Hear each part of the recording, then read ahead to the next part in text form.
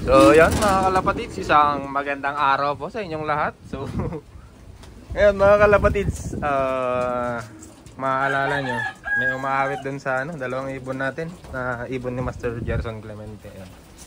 Si Master Kairos. Master, ito yung mga ibon. Maganda ng mga ibon. Napapaisip nga ako kung ibebenta ko o hindi. Master, update ko lang yung ibon. Ito yung hen. Ang ganda ng hen. Parang Taiwan yung tayuan. Iksi ng buntot. Ang ganda ng katawan. Ayan siya, Master. Tapos ito yung kak. Ayan yung hen. Tapos ito yung kak. Ang ganda din ng kak. Hindi ko pa nasusubukan.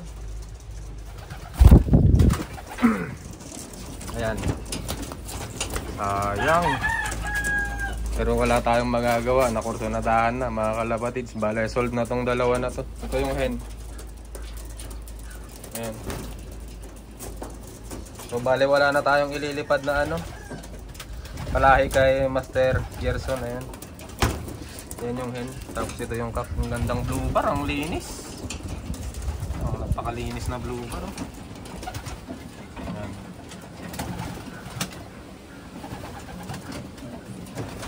So marami pa naman tayong available mga kalapatids kung gusto nyong kumuha.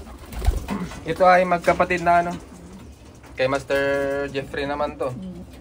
Kay Sir Jeffrey Serrano naman to. Ayan guys.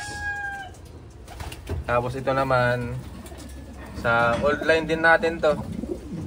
Magkapatid, magkapares din. Ito magkapatid, magkapares din.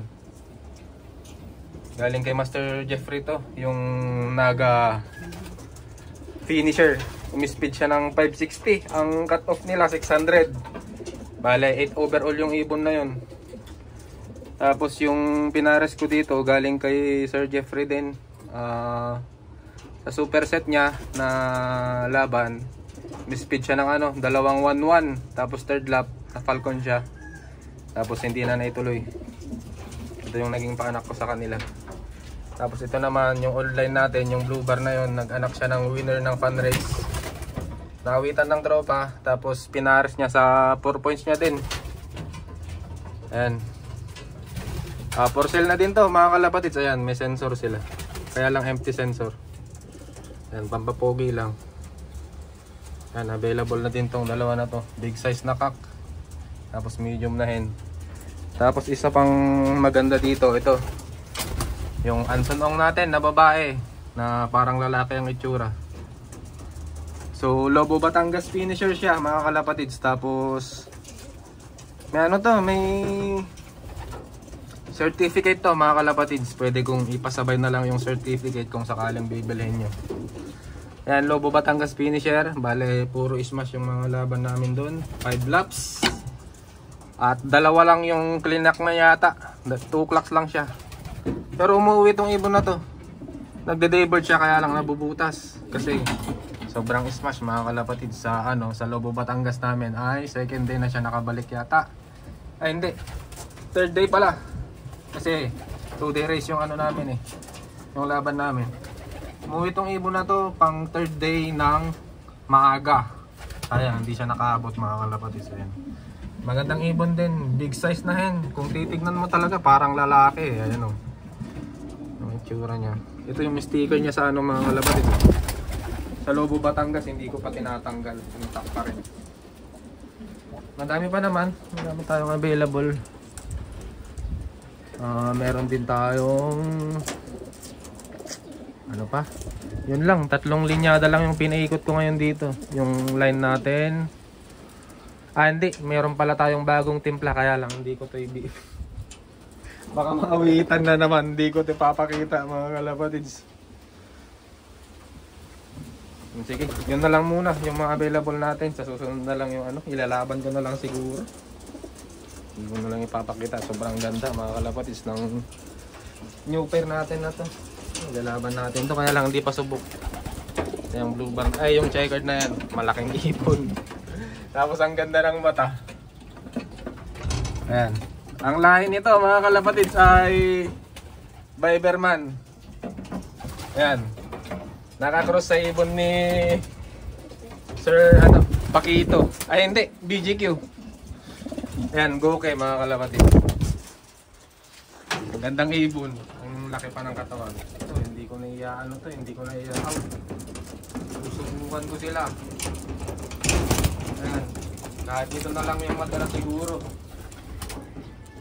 Ayan, nag-update lang tayo mga kalapatid para makita din ni Sir Kairos yung ibon niya. May papadala natin soon. Yan yung babae, master. Makinis, ang kikinis, ang gaganda. Napapaisip ako mga kalapatid kung ibibenta or hindi.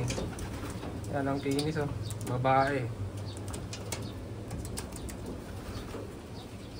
Tapos ito yung lalaki, ayan.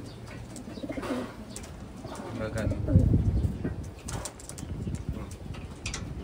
May exhibon to nila.